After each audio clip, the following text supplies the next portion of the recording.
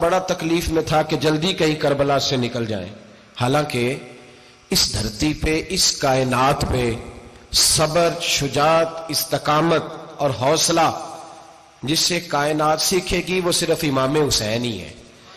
اتنے بڑے صابر آدمی کے بارے میں اس طرح کا رویہ اختیار کرنا کہ وہ تو گویا اس طرح کر رہے تھے کہ بس کسی طریقے سے میری تو یہ امام حسین کی مظلومیت سنا کے لوگوں کو اس طرح کا کر دیا جاتا ہے، یہ انداز بتایا جاتا ہے کہ شاید واقعہ کربلا رونے دھونے کا نام ہے، حالانکہ بات یہ نہیں ہے۔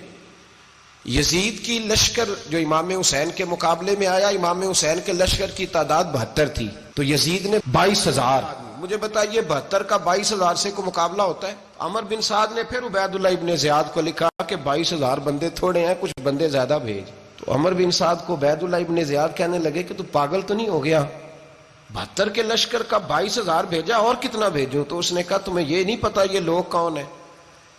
یہ مولا علی شیر کی اولاد ہے، ان میں ایک ایک شخص ایسا ہے جو 1,000 کے مقابلے میں لڑنا جانتا ہے۔ تو یہاں کمزوری دکھائی جاتی ہے، ہمارے بچے سمجھنے لگے ہیں کہ یہ شاید کوئی ایسی داستان ہے، اور اس طرح کا ماحول ٹی وی پہ میں دیکھ رہا تھا، اس طرح کا ماحول بنایا جاتا ہے جیسے کوئی خوف ہے، یعنی واقعہ کربلا کوئی ایسا واقعہ جسے دیکھ کے خوف طاری ہو جائے، بچے راتوں کو ڈریں، اکیلے درخت دکھائے جا رہے ہیں اور تیر دکھائے جا رہے ہیں۔ او یار، کیا قوم کی تربیت کر رہے ہیں؟ واقعہ کربلا حوصلے کا نام ہے، دلیری کا نام ہے۔ سنیں بات اصل میں کیا تھی، بڑے ٹھنڈے دماغ سے میری بات کو سمجھیے گا۔ حضرت مولا علی شیر خدا کے بعد مسلمانوں کے متفقہ امیر بنے تھے حضرت امیر معاویہ۔ انہیں امیر کس نے بنایا تھا؟ امام حسن نے، حضرت علی کے بڑے صاحبزادے۔ حضرت امام حسن نے ان سے صلح کی، انہیں خلافت دی، اور صحیح بخاری میں نبی پاک نے فرمایا تھا میرا بیٹا حسن سردار ہے، جب مسلمانوں کی جماعتوں میں لہو بہہ جائے گا تو حسن ان کی صلح کرا دے گا۔ وہ صلح امام حسن نے کرائی، جناب امیر معاویہ امیر بن گئے۔ حضرت امیر معاویہ رضی اللہ تعالیٰ عنہ بڑا پیار کرتے تھے نبی پاک سے، بڑا احترام کرتے تھے حضور کے خاندان کا۔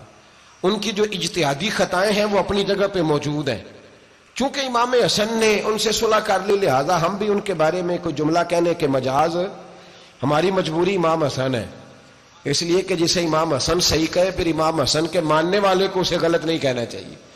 حضرت امیر معاویہ رضی اللہ تعالیٰ عنہ کا جب وصال ہوا تو حضرت امام حسن پہلے ہی ان سے وصال کر گئے، آپ کو زہر دے دیا گیا، آپ شہید ہو گئے۔ امام حسین موجود تھے، تو یزید کے بارے میں لوگوں نے کہا جناب امیر معاویہ سے کہ یہ ٹھیک ہے، مناسب ہے، اور بہادر ہے، دلیر ہے، وہ جو ہوتے ہیں نا خوش آمدی ٹولہ۔ تو حضرت امیر معاویہ کے گرد بھی کچھ ایسے لوگ تھے، انہوں نے آپ سے کہا کہ یزید کو نامزد کر دیں، تو آپ نے یزید کو بلایا، حوالہ مجھ سے دیکھ لیجئے گا، بلا کے فرمایا کہ 3 بندوں کے سامنے اپنی خلافت پیش کرنا، اگر وہ تجھے مان جائیں تو امیر بن جانا، نہ مانے تو چپ کر کے گھر بیٹھ جانا۔ وہ 3 بندے کون ہیں؟ جناب عبداللہ ابن عباس، حضرت عبداللہ بن زبیر، اور امام حسین رضی اللہ تعالیٰ عنہ۔ یہ وصیت فرمائی جناب امیر معاویہ۔ حضرت امام حسین کی وہ شخصیت تھی کہ مشکات میں حدیث ہے، نبی پاک صلی اللہ تعالیٰ علیہ وسلم کی چچی جناب ام فضل صبح صبح گھبرائی حضور کی بارگاہ میں آئیں، عرض کی یا رسول اللہ صلی اللہ علیہ وسلم آج میں نے عجیب خواب دیکھا ہے، میں ڈر گئی ہوں۔ حضور نے فرمایا چچی کیا دیکھا؟ عرض کی حضور میں نے دیکھا ہے کہ آپ کے وجود کا گوشت کا ایک ٹکڑا کٹ کے میری جھولی میں آ گیا ہے۔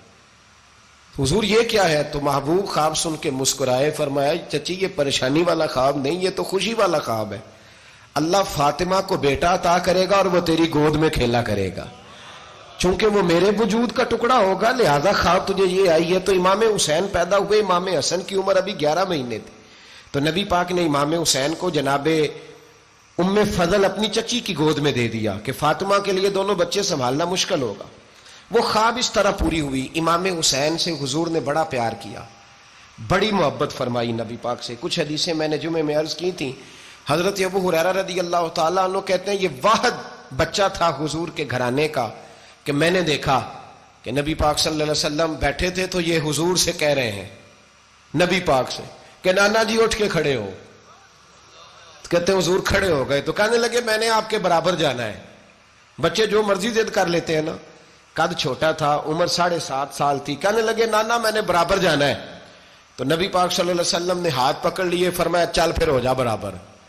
تو حضرت ابو ہریرہ کہتے ہیں انہوں نے حضور نے ہاتھ پکڑے اوپر کھینچا تو امام حسین نے پہلے اپنے پیر حضور کے گھٹنوں پہ رکھے، پھر نبی پاک کے سینے پہ رکھے، اور جب ان کا قد سر تھوڑا سا حضور سے اونچا ہو گیا تو محبوب فرمانے لگے چل بس کر، تو نے تو کہا تھا آپ کے برابر ہونا ہے، تو اوپر نکل گیا ہے، چل بس کر۔ فرماتے پھر امام حسین نے زبان باہر نکالی تو محبوب ان کی زبان چوسنے لگے، پھر ساتھ لٹا لیا اور انہیں سونگھنے لگے۔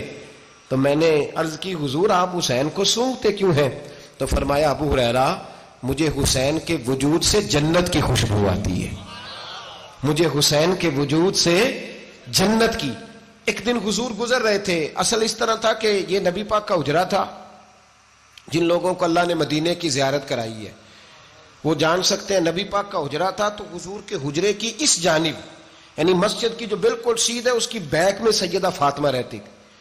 تو حضور اکثر نہ نماز کے لیے جب نکلتے تو حضرت فاطمہ کے حجرے کے پاس سے ہو کر دوبارہ محراب میں جاتے۔